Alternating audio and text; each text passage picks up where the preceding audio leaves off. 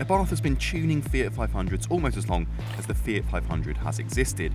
But if you thought that was all about to come to an end now that the Italian brand is transitioning to EV, well, think again. This lurid green electric pocket rocket is the all-new Abarth 500e. Now, as you can tell straight off the bat, this Abarth is designed to be a little bit spicier than the standard Fiat 500. From a design perspective, it's more squat, it's more aggressive. You get this Abarth lettering on the front here, you've got the honeycomb grille at the bottom, and that white kind of lip spoiler as well. That's unique to the Abarth. The bonnet, that's the same as before, but you get this kind of plastic infill here which masks the DRL and keeps it within the main headlight unit. Moving down the side though, you've got these grey mirror caps, big 18-inch wheels, the first 18-inch wheels on an Abarth. Those are unique to this car. The graphics, those are unique to the special edition Scorpionissima. But this, and this is a really cool detail, you've got this Scorpion logo with a new lightning bolt in it. And then coming around the back, there is, of course, as you would expect, a diffuser down here at the bottom, but no tailpipes on this electric version. There is, of course, a cabrio as well. If you like to feel the wind in your hair, that is a £3,000 extra. As mentioned, this is the Scorpionissima Launch Edition. Scorpionissima effectively means Scorpion Plus or Scorpion Extra. Issima is a superlative, we're told, that just means the best of the best. This model will be limited to 1,949 units globally and be priced from $38,695 here in the UK.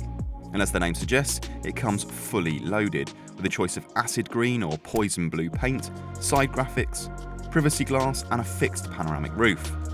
That cabrio version we talked about is £3,000 more, but cheaper versions of both without some of the unique Scorpionissima design flourishes will be available in time.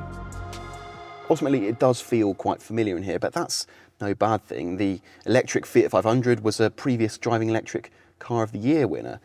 But there are a few subtle tweaks and changes which do separate this car from its Fiat sibling. Take these seats, for example. In the standard car, you do sit quite high, and actually that's a problem that has plagued the Fiat 500 since it was reinvented in, 2007? But you do feel like you sit a little bit lower. And actually, these seats themselves, you've got some lovely kind of suede and leather trim. They hug you in all the right places, and actually, without even driving the car, they definitely feel like they offer a little bit more support than the standard seats in the Fiat 500. You get some Scorpions embossed on the fixed headrests, and there's this lovely steering wheel as well. That's also trimmed in Alcantara with a blue kind of 12 o'clock marker at the top. You get some bespoke fonts and graphics on the dials, and we're told that there's going to be some performance pages buried within this infotainment system, but this being a prototype, they're not quite ready yet. But as I say, just a few small tweaks and touches to make sure that you're never mistaken that this is, in fact, the hot 500e. Now, while the Abarth certainly looks the part, for now, the on-paper performance would suggest this is more of a lukewarm hatch rather than a fire-breathing hot one. The 153 brake horsepower, 30 odd horsepower more than the standard car, and 235 Nm of torque, it's unlikely to set the seat of your pants on fire. It'll do 0 to 62 in 7 seconds dead, though it does claim to be 50% faster than the petrol-powered Abarth when picking up at city speeds. But Abarth says that with quicker responses plus better corner entry and higher cornering and exit speeds, this electric version is more Abarth than ever. Hopefully that doesn't translate to the back-breaking ride that we've become accustomed to on Abarths of old. We'll reserve judgment on that until we've driven it, hopefully later this year. Now, one thing that separates the Abarth from its Fiat sibling, and actually all of its rivals for that matter, is its unique sound generator. So if I switch it on, and I've been told in no uncertain terms I'm not allowed to drive this thing, not that I'd be able to go very far, but if I switch it on, it'll fire up and you can have a listen for yourself.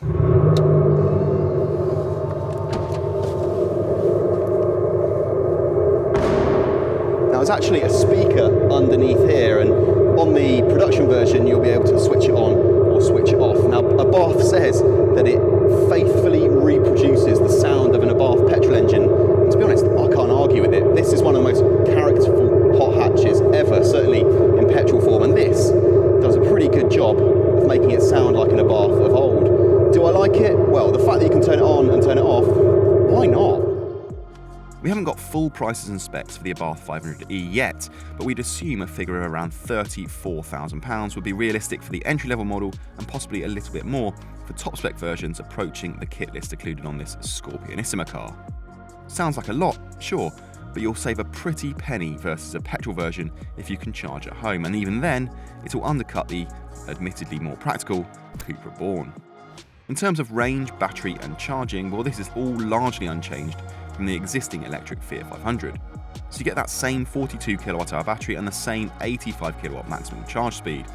Range dips slightly thanks to the added performance and other factors to around 155 miles, less, we're sure, if you regularly make use of the performance on offer.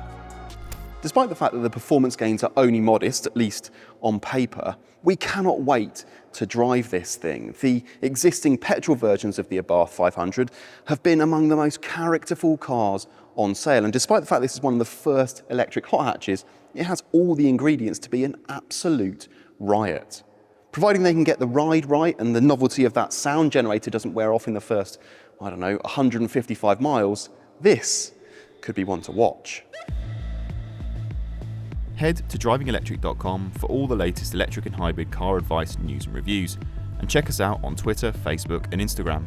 Finally, while you're here, make sure you hit the subscribe button on our YouTube channel and turn on notifications to ensure you never miss a video.